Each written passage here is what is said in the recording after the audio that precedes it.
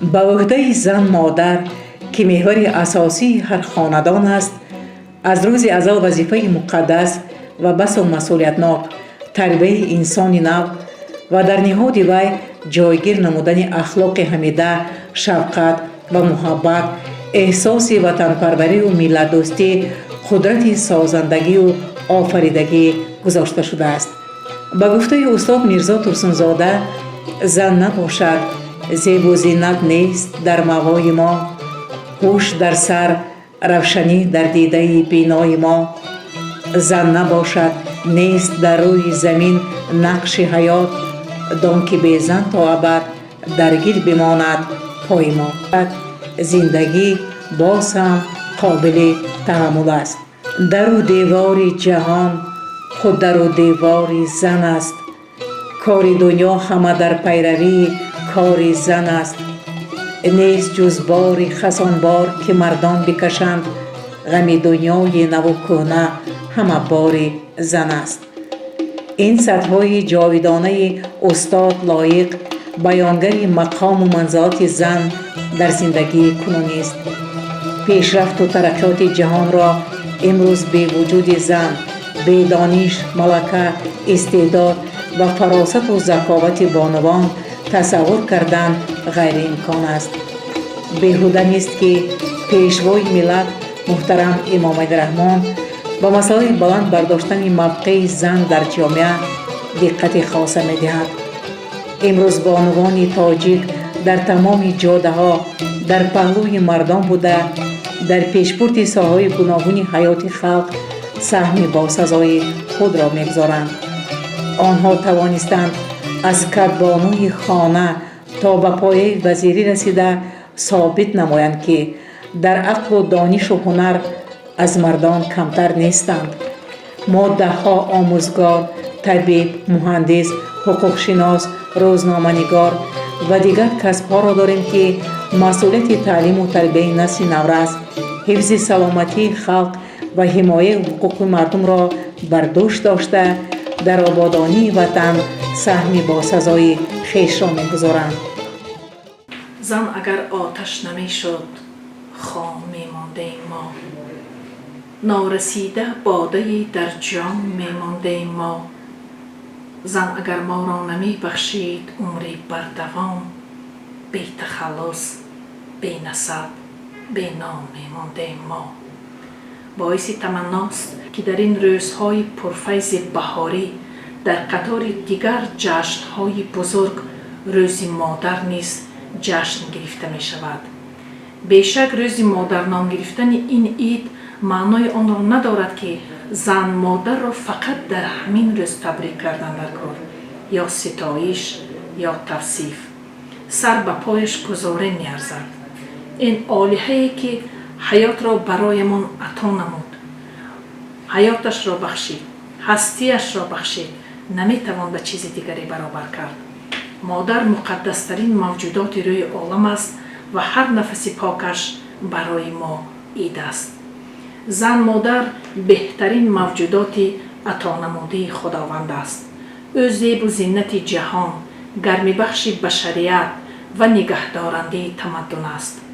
хушбахтона муҳаббат ба модарону бонувон ҳанӯз аз замонҳои қадим ба як анъанаи писандида табдил ёфта, ин мақоми волои занон дар тӯли қарнҳо мавқеи устувореро касб намудааст.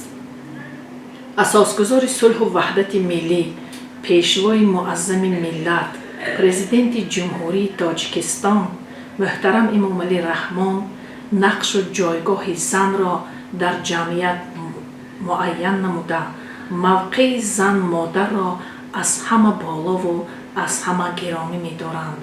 ҳамеша садри муаззами кишвар дар паёмҳои худ менигоранд ки зан модар эҳтироми аз ҳама бузург дорад.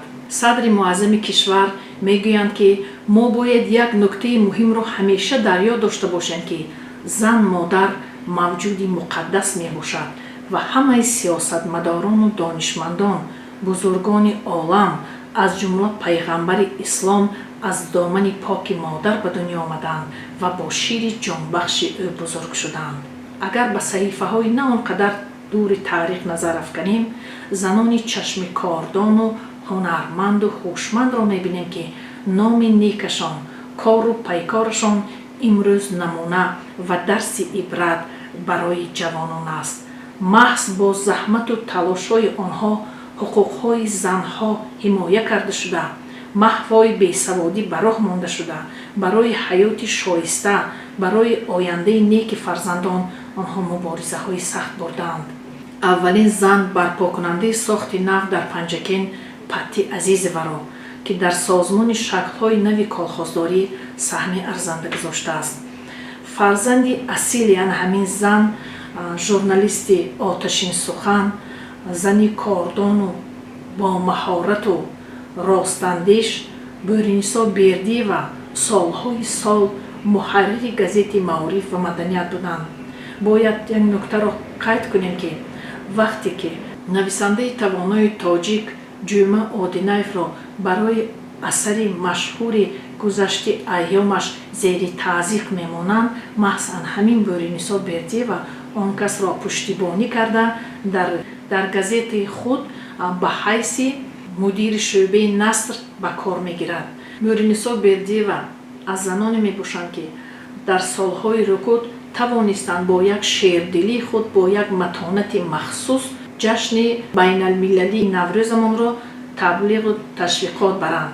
ва шоири тавонои тоҷик Бозор Собир як шеъре дорад бо номи ба аввалин эҳёкунандаи Наврӯз Бӯринисо Бердиева. яке аз шахсиятҳои дигари машҳур, собиқ раиси кумитаи иҷроии шаҳри Панҷакен, агар хато накунем дар солҳои 1960-1973 роҳбарӣ мекарданд. ин шахси мардсифату покниҳод очабӯри Мӯминова буданд ки халқ он касро бо некӣ ёд мекунад. қаҳрамонони меҳнати социалистӣ Қӯзигул Халилова, депутати шӯрои олии СССР ва Сипорат Абдуллоева дар соҳаи саноат бо меҳнати софдилонии хиш тавонистанд на танҳо шаҳри Панҷакен, балки Тоҷикистони азизро дар арсаи ҷаҳон муаррифӣ кунанд. ҳамчунин мо метавонем аз Она Отабоева ёдовар шавем ки он кас аввалин мудири боғча ва ташкилкунандаи муассиси томактаби дар шаҳри Панҷакен буданд ва аввалин нафаре буданд ки фаранҷиро аз сар партофтанд дар шаҳри Панҷакен. имрӯз занони соҳибмақом дар арсаи сиёсат шинохта шуда ва обрӯманд Озода Раҳмон, Хайринисо Юсуфӣ, Дилрабо Мансурӣ, Мағфират Хидирова, Матлубахон Саттори, Зайнура Азимӣ ва чанде дигарон мебошанд ки баҳри гулгулшукуфии Тоҷикистони азиз хизматҳои босазо карда истоданд.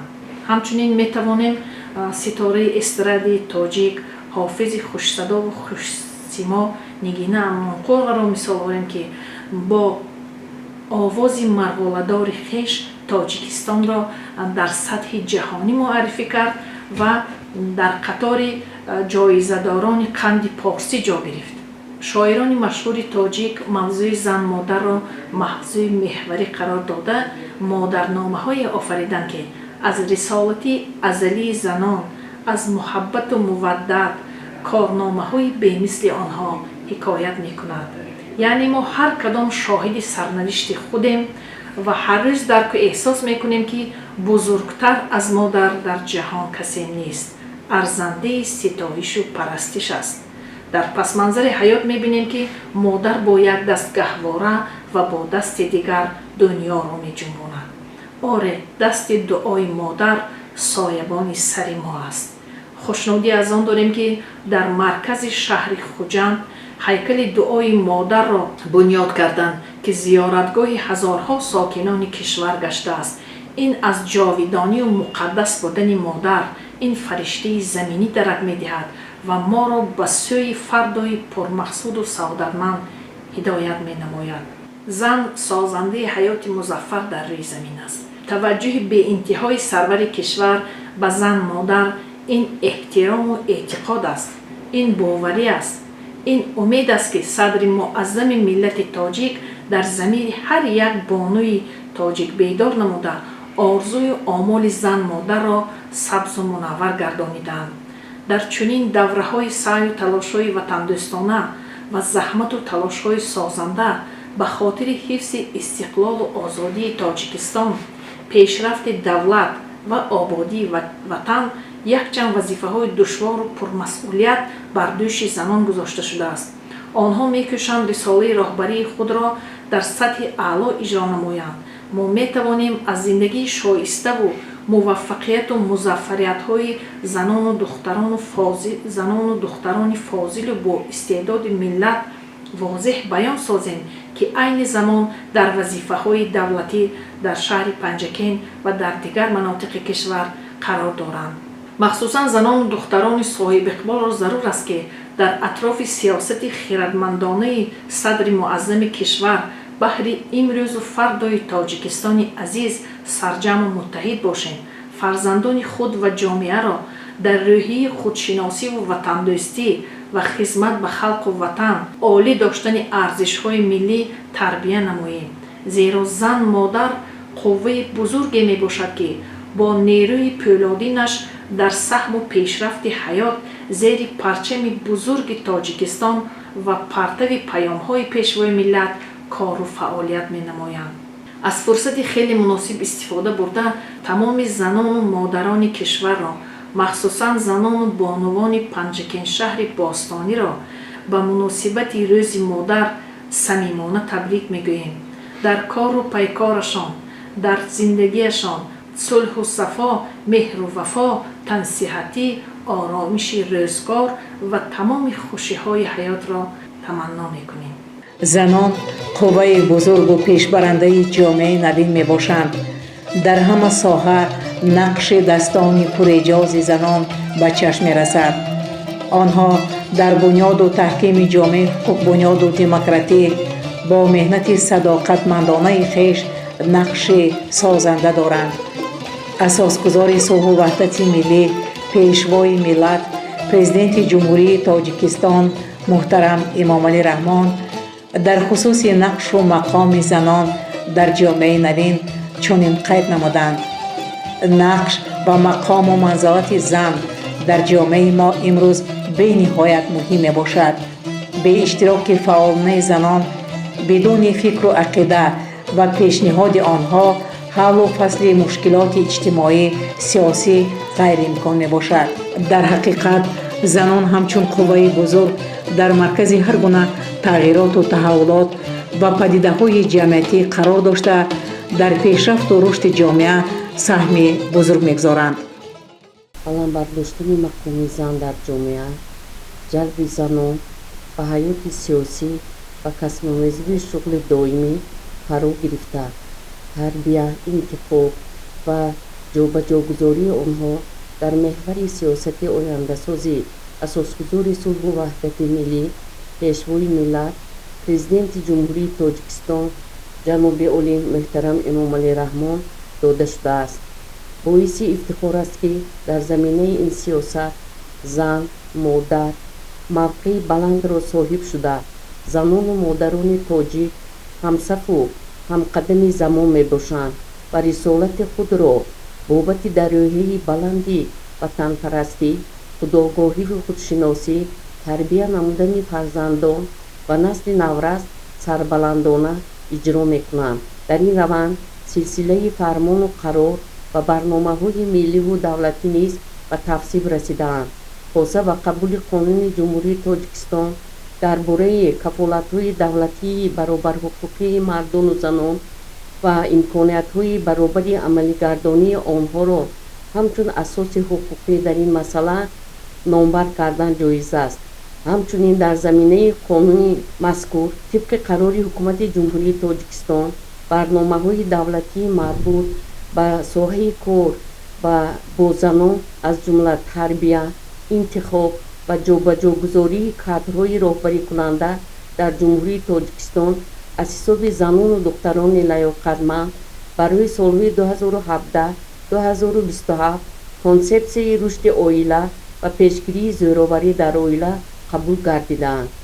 در پیام نوبتی اساسگزار صلح و وحدت ملی، پیشوای ملت، پرزیدنت جمهوری تاجیکستان جناب عالی محترم امامعلی رحمان به موقع و جایگاه زنان توجه خاص ظاهر گردید. سرور دولت чун ҳамеша занонро нерӯи созандаи ҷомеа дониста, бо ишора ба нақши фаъоли онҳо дар ҷомеаи имрӯза эътимоду боварии худро нисбат ба онҳо чунин баён доштанд: имрӯз занон дар тамоми соҳаҳои иқтисодӣ, миллӣ ва хизмати давлатӣ нақши бисёр арзишманд доранд ва мо дар оянда барои онҳо шароити ҳарчи беҳтар муҳайё мекунем ва ташаббусҳои занону бонувони мамлакатро ҳамаҷониба дастгирӣ менамоем. эътимод ва боварии давлату ҳукумат ба мо занон ки тамоми шароиту санадҳоро муҳайё сохта таваҷҷӯҳи беандозаи ғамхории комил дорад. фаъолияти занонро дар ҷомеаи мутамаддин рӯз ба рӯз густариш дода, нерӯи тоза ба рисолати таърихии модар будан ва ҷомеаро тарбия кардан медиҳад. мо занонро вазифадор менамояд ки дар роҳи худогоҳиву худшиносӣ, ҳифзи ҳуқуқу озодиҳои хеш аз тамоми салоҳияту имкониятҳо истифода намуда барои комилан амалӣ гардидани ормонҳои ҷомеаи инсонгаро ки зарурияти ҳамешагиро дар маърифати ҳуқуқӣ касб менамояд саҳмгузор бошем. мо дар арафаи иди бонувон, рӯзи модар қарор дорем.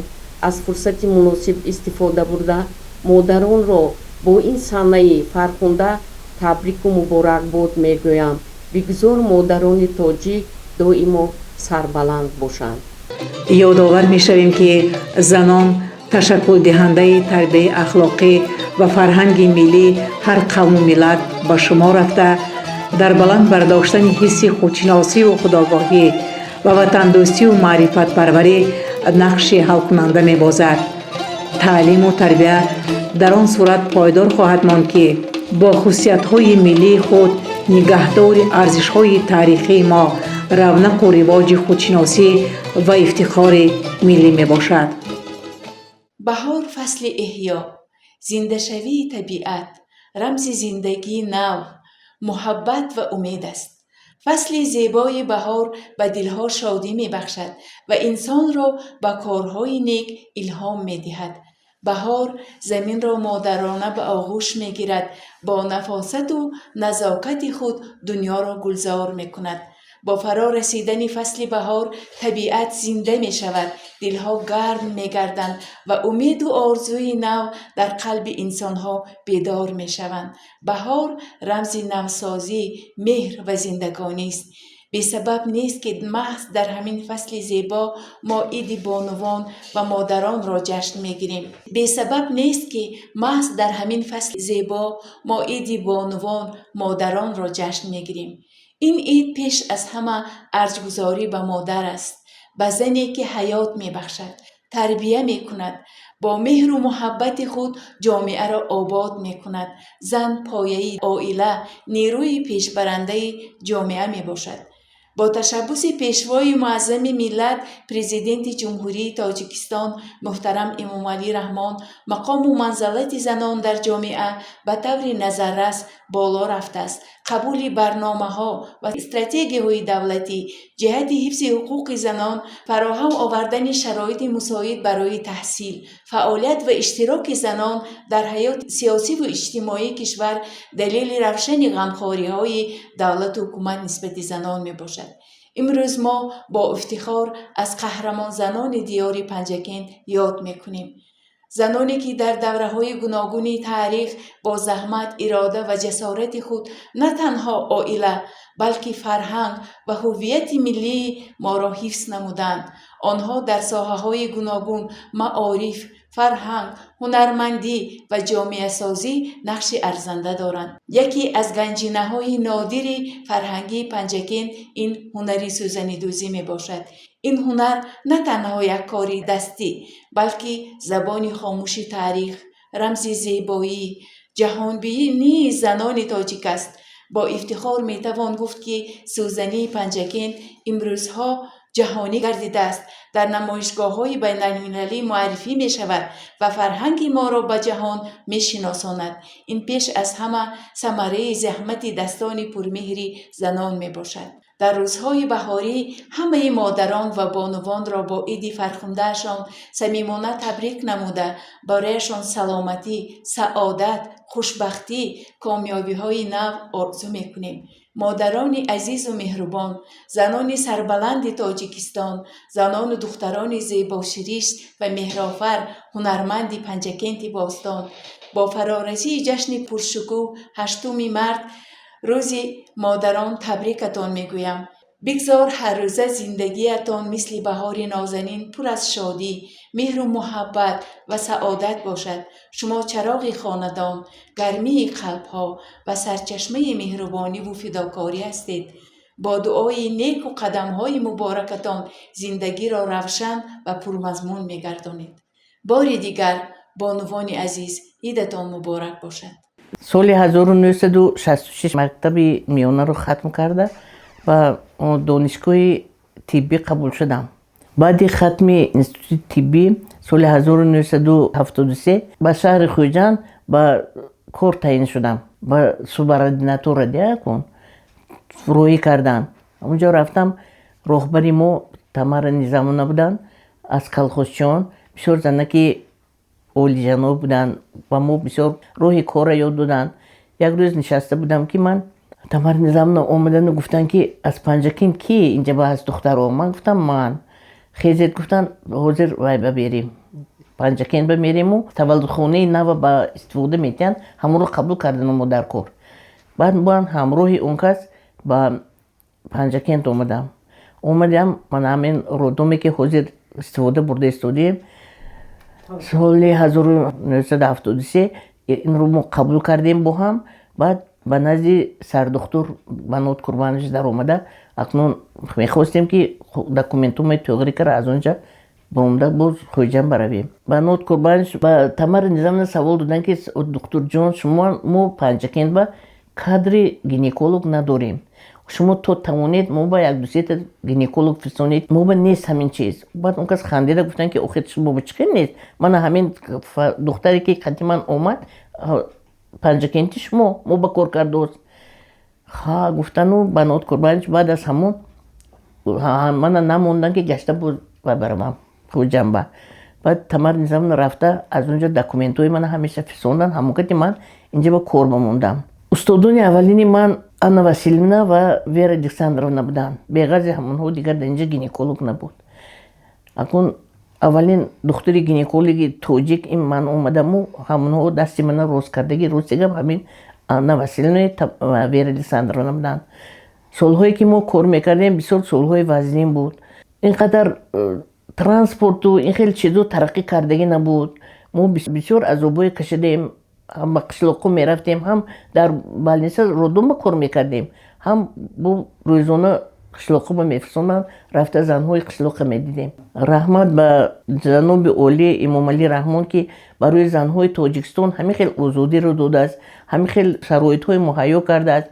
بسیار از نام تمام زنهای تاجیکستان منتداری خود رو برای جناب اولی اظهار مینمایم و بسیار میخواستم که زنهای ما همه وقت در این فصل بهار زیبا و خوشروی باشند، چون که امام علی رحمان عید 8 مارس رو عید مادران اعلان کرده است. بسیار میخواستم که مادران ما همه وقت سالم باشند، تنصیحت باشند، خوشبخت باشند و از اونها همیشه فرزندهای سالم تولد شوند و با یک مهر و محبت همه مادران فرزندانشون رو کلام کنند.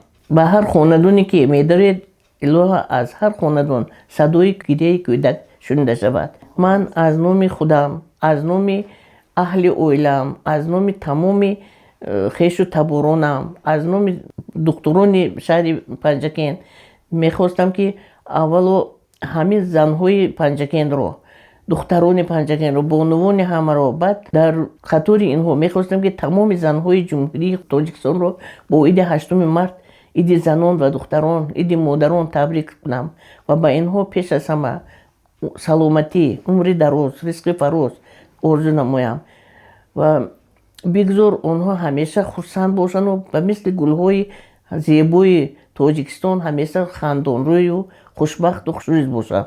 عیدتون مبارک شود زنان و دختران بانوان تاجیکستان، همه وقت خوشروی و خرسند و زیبا باشند.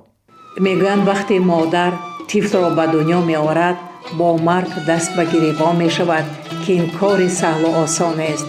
مادر، ای محزن مهر و شفقت، سرچشمه صفا و صداقت و عالیه حسن و ملاحت، در آغوش گرمت ندارم باک از سردی ها، با نگاه پر مهرت ندارم باک تلخی ها با داشتنت.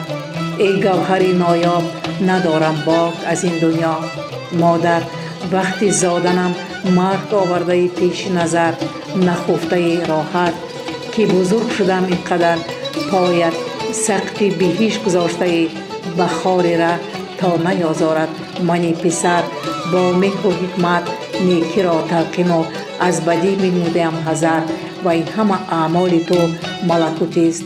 مادر، باز هم استاد میرزا ترسونزاده میگوید مرد باشی بیرق بالای سر کن نام زن، ثبت در باب ظفر با خط زر کن نام زن، نام زن تا آسمان ها بردار بالای کف، مشعلی تا بنده چون شمس و قمر کن نام زن.